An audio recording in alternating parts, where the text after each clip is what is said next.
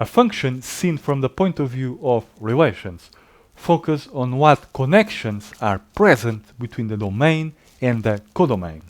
Meanwhile, the procedure point of view focus instead on how to construct those connections. Well, we already have seen these two ideas in previous videos when we try to reconstruct the pairs living in the function by acting with a function on each element of its domain. Right now, I would like to summarize these ideas in a more abstract setting and make some commentaries. So, let's start with our function from the procedure point of view, and the procedure is called f. F maps elements in the domain X into elements of the codomain Y.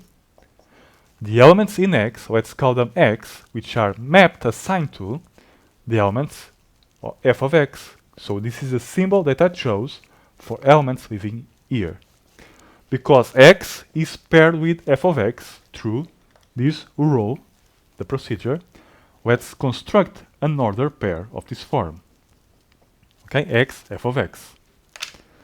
The set of these pairs with X ranging over the domain X is what we call the relation point of view for the function. So let's label it by the symbol f.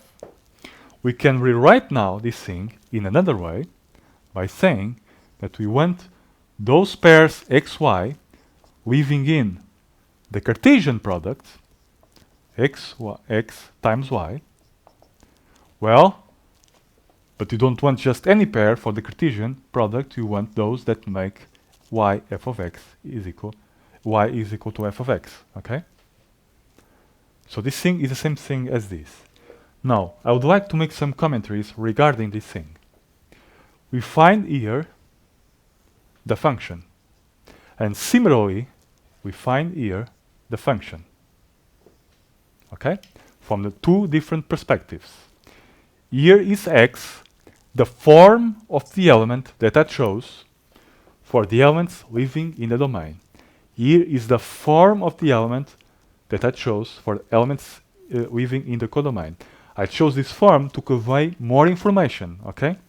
Information regarding, well, what is x, where the starting point, and what is the name of the procedure. With this symbol, I know everything to determine this number, okay? So this is also the form.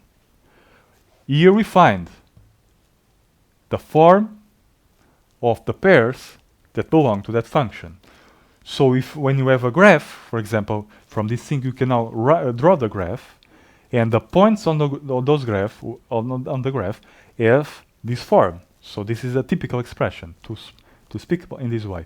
Or in other words, the points are parameterized by x. Okay? So this is the form of the elements. This is the function.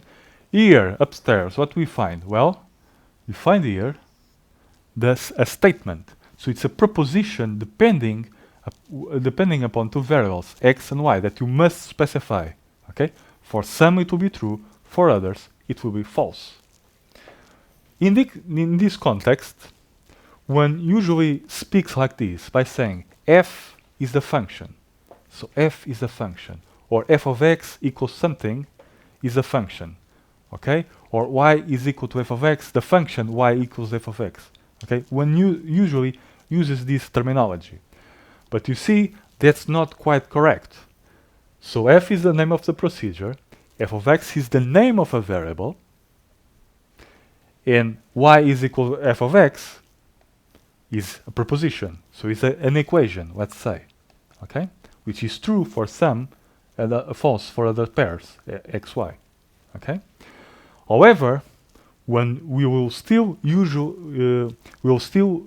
this terminology, these expressions, because they are short. So we have seen the function f, which was all the elements of the form, of the pairs of the form x plus 1, with x ranging in what? -1 to 2, excluding the 2, okay? This is in this form, written like this. we can now translate into this way by saying that we want those pairs living in the Cartesian product from -1 to 2, Cartesian with R, such that y is equal to x plus 1. Okay? So you can see here the form of the pairs. You can see the form of the variables living in the codomain. Okay? So this is what we called f of x. F of x was an abbreviation for this. Now you can see it explicitly. Well, okay. And here we find the proposition, the equation that I want to see through for all those elements. Let's see just one more example.